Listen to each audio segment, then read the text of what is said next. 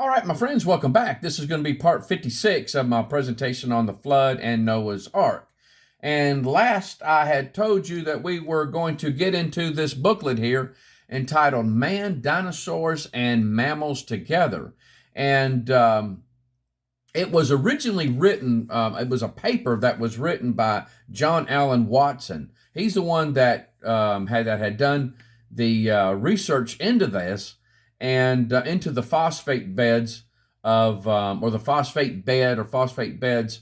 It seems to be, I heard one secular geologist was saying that, and I think, if I remember correctly, the beds, whenever have it referred to as phosphate beds with an S on it, that's a mining term. If my memory serves me correctly, but you got the phosphate bed, but at any rate, tomato.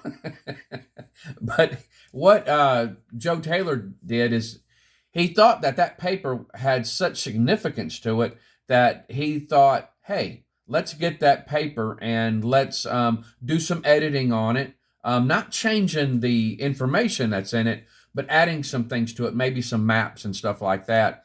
And what they did is they put it in this booklet form, and it was published by Mount Blanco Publishing Company from Mount Blanco Museum.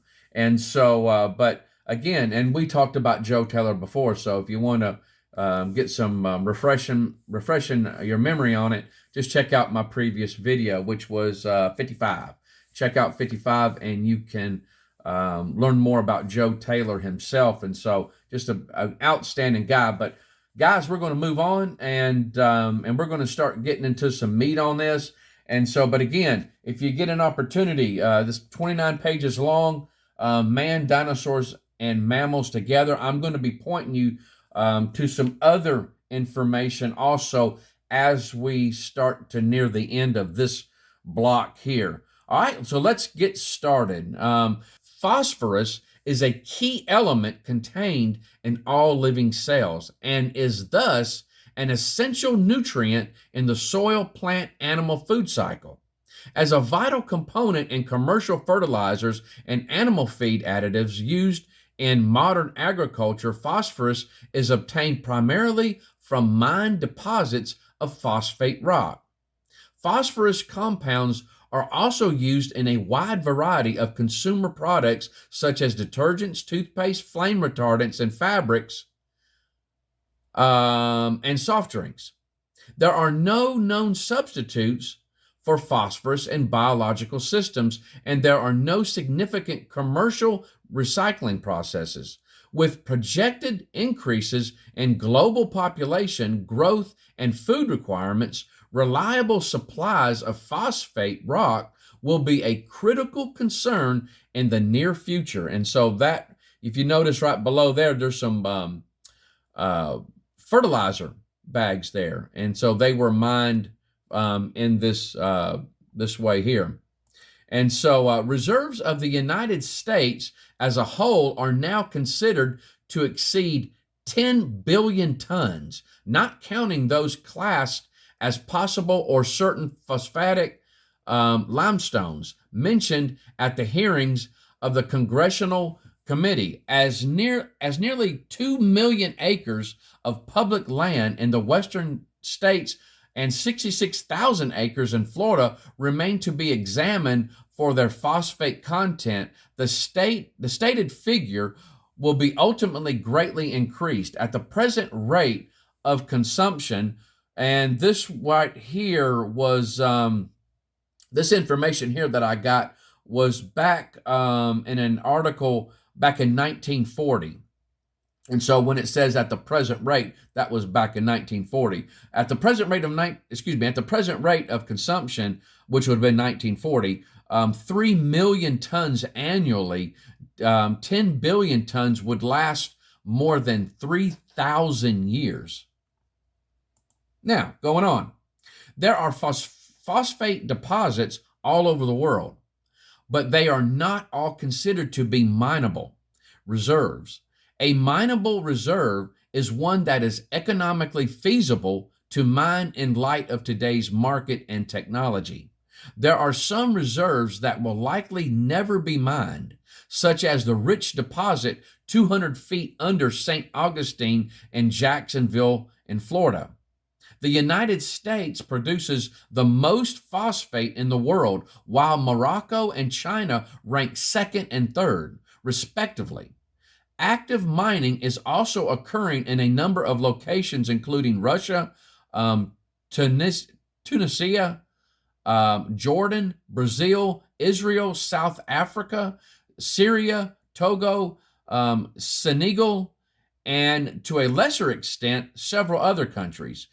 The two newest mine sites are in Australia and Canada. I'm wanting to say Ontario, maybe Ontario, that either they are mining or they're fixing to mine or they're setting up a mine.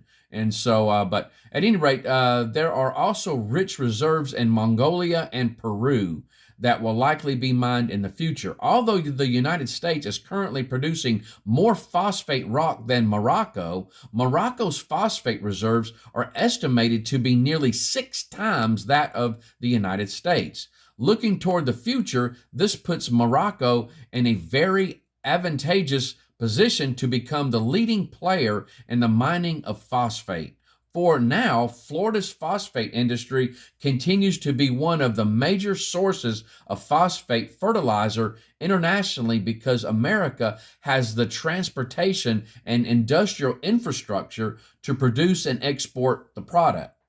Going on, speaking about the phosphate deposits of South Carolina, the land rock occurs in a bed which has a maximum thickness of 30 inches, but averages probably between 8 and 16 inches, and is in many places absent, and generally consists of an irregular or even jagged mass of rock honeycombed by many tortuous cavities. But its upper surface in many places smoother and more compact than the lower. In places, the cavities are as much as 4 inches in diameter and thus afford lines of weakness which cause the bed to break up easily when disturbed in mining. The cavities are probably due chiefly to solution. Their interiors are generally smooth, and when the rock is broken up, a fragment resembles a very irregular nodule, the surface of which is partly smooth and partly rough and broken. Associated with the rock is a black sandy clay which contains a minor amount of small rounded phosphate nodules. Now, as far as where phosphate is, how far it goes, where can it be mined, where can can it be located? It seems to be, kind of all over the world, but talking about just in this general area, I have heard that there was a phosphate bed or phosphate beds from Florida all the way through Canada. Now, I haven't found anything yet. And if there's anybody out there that can educate me in this and show me, some type of reference or where it's stated that there is a continuous type of bed, or I guess you could say a stretch from Florida to Canada, please let me know.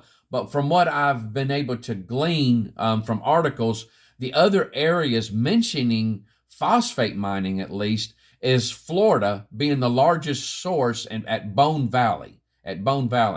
North Carolina, which it seems to be more in the coastal areas, marine type environment, is where those are. Virginia, Tennessee, Utah, Wyoming, Idaho, and Montana. And so, again, that's what I have been able to find. And of course, there are some in Canada. I think at least one of the articles that I read stated that they were going to be at least start setting up mines, I believe in Ontario. I believe in Ontario. But a large, I want to say, if my mind serves me correctly, it seems like it was about 40% of the phosphate that Canada gets is actually exported in from the United States. And so they can't, from what I understand, at least presently, they can't mine enough to actually fulfill the needs that they have. And so they have to actually have some brought in. And so, but again, they do have some phosphate beds there in Canada. And so, but this right here just shows you a map. This is just strictly South Carolina. This is just an old map. And if you notice the legend down there, the river rock, which is those little thick black lines, it says that the deposits are mostly exhausted. And then the one above it, the land rock, the density of pattern indicates the value of deposits. So if you notice all those little dots there, the more clustered they are together, indicates the more value of the deposit. I guess there's more there than the dots that are more far apart. There's not much there. And so, but at any rate, I do know that at one point in time, they were mining in South Carolina, but it didn't last long. I want to say maybe 12, 15 years, and then they stopped mining it. And so, and that was back, oh gosh, I want to say near the beginning of 1900, somewhere around that area. It was somewhere in that general area that they stopped mining, and I'm just going by off the top of my head here what I've been able to read. And so let's stop right there. I do have some more. Definitely, I got a lot more still to go, and but we'll stop right here, and then we'll pick it up next time. And guys, like I said, the articles that I've read about this, nothing that at least I've been able to find is really current stuff.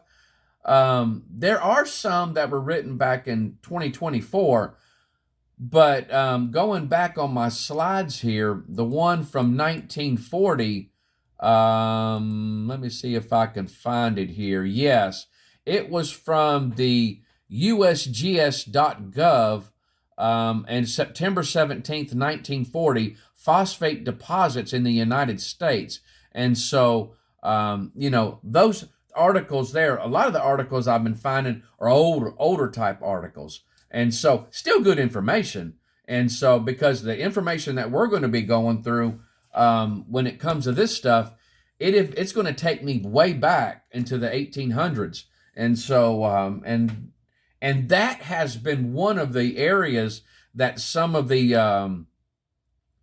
evolutionist or the secular geologist has faulted some of the creationists, because we've gotten some of our information from back during that time.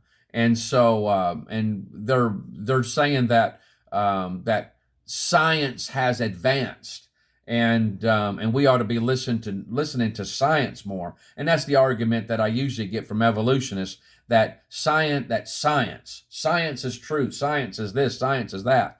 And so again, the Bible does not contradict science. The Bible contradicts evolution. And so there's a big difference on that.